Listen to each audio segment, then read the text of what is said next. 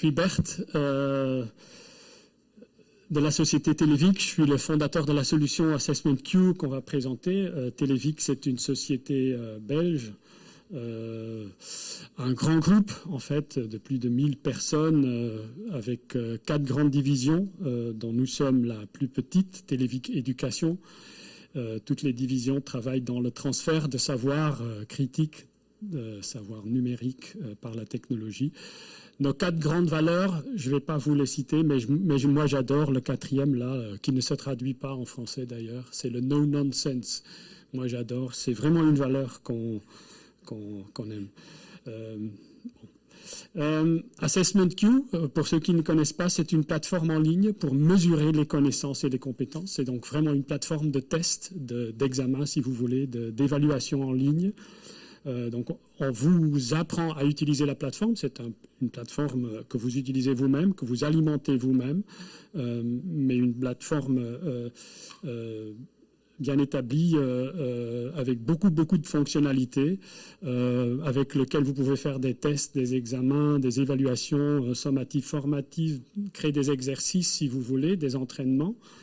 Et donc, finalement, avec ces tests et examens, vous pouvez arriver à des accréditations, des certifications. Le système permet aussi d'envoyer des certificats, etc. Les fonctionnalités, il y en a beaucoup. On n'aura pas le temps d'en parler aujourd'hui, mais juste les trajets adaptatifs, comme vous voyez, c'est très facile à éditer, même pour vous. Des rapports très conviviaux, en fait, mais très détaillés aussi. Si vous cliquez encore sur une de ces cases, vous allez voir la réponse de tel candidat à telle question, donc c'est vraiment détaillé. On a beaucoup de clients, je vous filtre les Français, voilà. Et donc, on n'aura pas le temps de faire, de voir toute la plateforme. J'ai choisi un sujet à la mode, bien sûr, l'intelligence artificielle, juste pour vous montrer comment on l'a intégré dans la plateforme de 2 façons. Et il faut être honnête, on ne l'a pas fait tout seul. On a travaillé avec 2 partenaires industriels et surtout avec 2 universités chez nous, l'Université de Gand et l'Université de Leuven. C'est vraiment eux qui ont créé l'algorithme que nous avons utilisé pour intégrer l'intelligence artificielle. Juste un slide, une diapo sur l'intelligence artificielle dans l'évaluation numérique, en fait. On en parle beaucoup ont peur de l'intelligence artificielle. Il ne faut pas avoir peur, je crois. L'intelligence artificielle peut être utilisée par les auteurs et les évaluateurs pour la création, la génération de leurs items. C'est ce que je vais vous présenter. Bien sûr aussi pour la correction et l'évaluation automatique ou semi-automatique. Ça, en fait, c'est déjà possible aussi. Vous avez déjà vu un exemple très performant de PitchBoy, par exemple. Mais il y a aussi l'intelligence artificielle qui peut être utilisée par un candidat quand il fait son test pour bien préparer, parfois même pour faire l'examen, pour faire le test, et parfois aussi, pour tricher, effectivement. Il y aura certainement des candidats qui auront recours à l'intelligence artificielle pour trouver des réponses à des questions auxquelles ils ne connaissaient pas la réponse. Je ne vais pas parler de ça. Nous travaillons sur ça aussi. Il y a des outils dans notre plateforme pour essayer de trouver si les candidats ont utilisé ça, mais je ne vais pas vous parler de ça aujourd'hui. Aujourd'hui, je vais vous parler d'un outil qu'on a créé pour aider les auteurs à créer de nouvelles questions. Et surtout, je vais essayer d'expliquer ce que nous comprenons par l'IA explicable. En anglais, c'est explainable AI. C'est l'IA qui s'explique. En fait, on va essayer d'expliquer ce que fait l'IA. 2 cas d'utilisation très concrètes. La génération automatique de distracteurs dans des questions. Alors, objectif, là, vraiment, générer de bons distracteurs, donc de bonnes fausses réponses pour les auteurs. C'est un champ d'application très très large, tous les sujets, toutes les langues. Il y avait la question oui, l'outil est vraiment multilingue, il fonctionne dans toutes les langues que nous avons essayées. Le contexte technique sur lequel nous avons travaillé avec les universités pour créer cet algorithme, c'était vraiment de partir de notre propre corpus. Alors, ça veut dire toutes les questions qui avaient été créées et toutes les réponses qui avaient été données dans notre outil avant. Ça, c'était la base pour créer l'algorithme, pour entraîner l'algorithme à générer des distracteurs pour nos questions. Donc, ça, c'était l'idée de base sur laquelle nous étions partis. Donc, ils ont utilisé un réseau neuronal. Bon, je ne vais pas vous parler de tout ça, mais donc, il y avait vraiment un entraînement manuel, exhaustif, pour alimenter ou pour enrichir l'algorithme trouvé. On est arrivé où? Il y a, je ne sais pas si vous connaissez Inge Molenaar, elle a publié un article très intéressant sur l'adaptive learning et sur l'automatisation par l'IA. Donc, nous sommes toujours du côté gauche du schéma. L'IA qui fait tout, c'est tout à fait à droite, donc on est loin de là. L'idée, c'est qu'on a créé donc dans notre outil cet outil qui vous aide à générer des distracteurs. Alors, contrairement à d'autres outils ou d'autres produits, nous avons choisi de ne pas donner juste un sujet et de laisser générer une question. Non, on vous demande de formuler une question, de donner la bonne réponse, parce que vous la connaissez, c'est le cas. Et nous alimentons ça à notre algorithme et c'est lui qui fournit des distracteurs. Alors, on a essayé, l'autre aussi, de faire générer des questions à partir d'un sujet. Alors, ça génère des questions, c'est vrai, mais beaucoup trop non utilisables, quoi. Avec cette approche que nous proposons, donner la question et un contexte et donner la bonne réponse, la qualité des résultats est infiniment meilleure. Alors, je vous montre ça. C'est une petite vidéo, mais c'est en live dans notre outil. Quel est l'antidouleur le plus utilisé dans les hôpitaux belges? On donne la bonne réponse et puis on clique sur « Générer des distracteurs » et vous allez voir que le système va générer des distracteurs et il va même dire sur quel point il croit que c'est pertinent.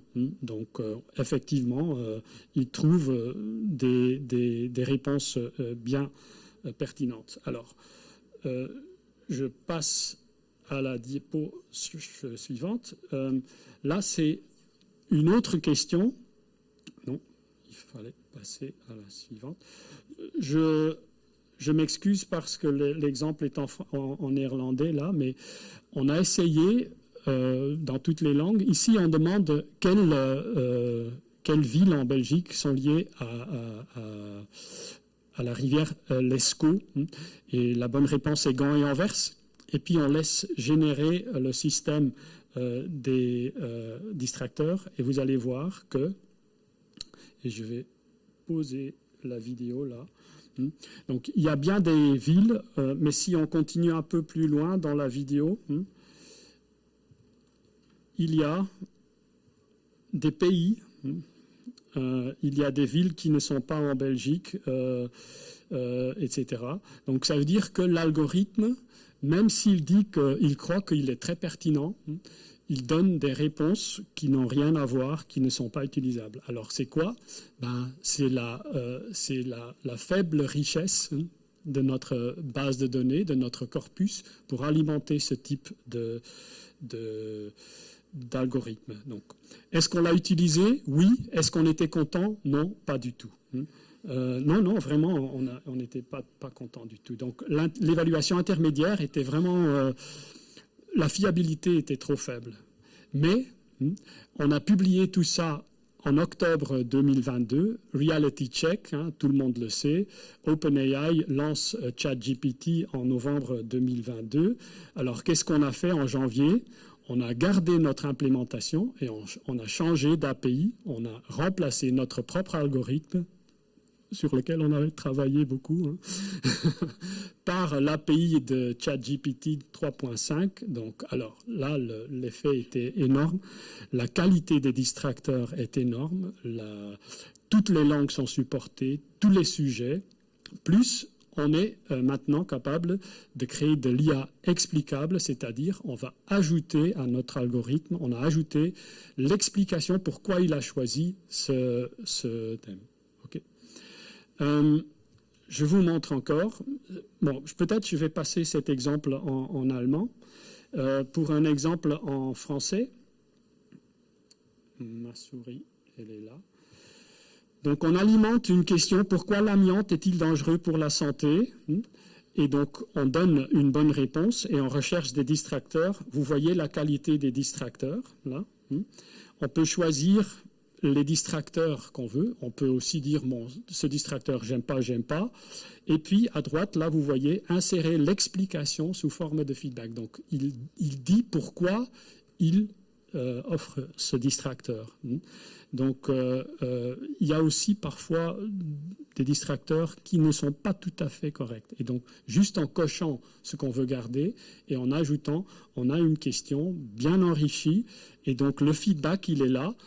Quand on l'utilise comme test, comme examen, on ne va pas montrer le feedback au candidat, mais quand on le publie comme exercice, ce qui est une autre option dans la plateforme, on peut montrer ce feedback que vous venez de voir comme feedback à la réponse fausse que le candidat a choisie. Donc ça, c'est vraiment de l'IA explicable, explainable AI. On explique pourquoi, à l'auteur, pourquoi l'IA a choisi ce distracteur, et au candidat, pourquoi cette réponse est fausse.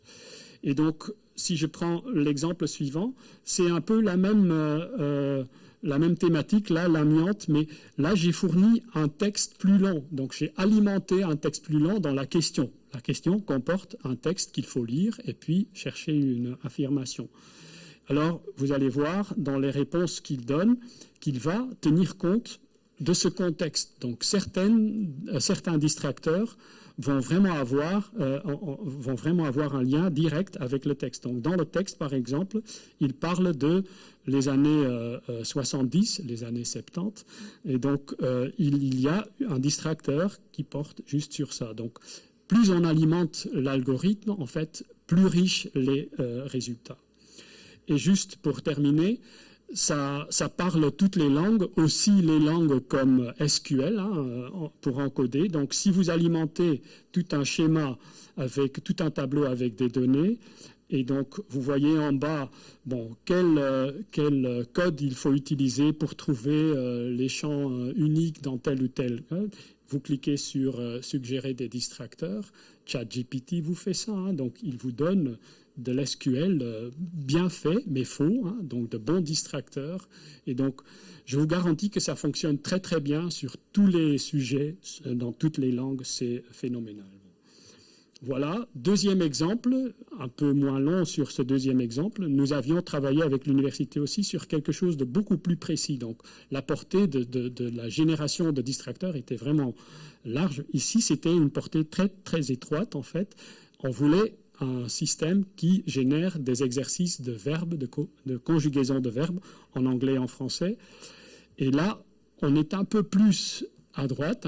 C'est vraiment l'outil qui va créer les exercices et l'auteur va juste contrôler. Alors, l'exemple que je donne ici, c'est le dernier exemple que je vous montre. On prend n'importe quel texte. On a pris un texte en anglais ici. On fait du copier-coller dans notre outil. Tac. Il détecte automatiquement que c'est de l'anglais. On clique sur le bouton « Détecter les verbes ». Tac. Il vous dit quels verbes sont dans le texte et combien, et vous cochez sur quel verbe et quel temps, en fait, vous voulez un exercice. Si vous dites insérer, il crée automatiquement un exercice à trous pour ces verbes que vous avez choisis. Et vous pouvez même ajouter l'infinitif et le temps pour aider les candidats à répondre. Donc là, c'est du IA, mais par un algorithme à nous. On a essayé aussi GPT, mais notre algorithme AIDA bat vraiment GPT 3.5. Pourquoi ? Parce qu'il c'est beaucoup plus précis, parce qu'on l'a entraîné que pour les verbes, et donc il est mieux que... et donc, ces deux fonctions sont dans notre outil, dans notre plateforme, sont beaucoup utilisées, beaucoup plus qu'on avait attendu. Mais j'avoue que ce deuxième n'est pas vraiment utilisé pour des examens, mais surtout pour des exercices, pour entraîner, pour former en langue. Prochaine étape pour ce dernier, c'est soutenir plus de langues, plus que l'anglais et le français. Donc, nos conclusions.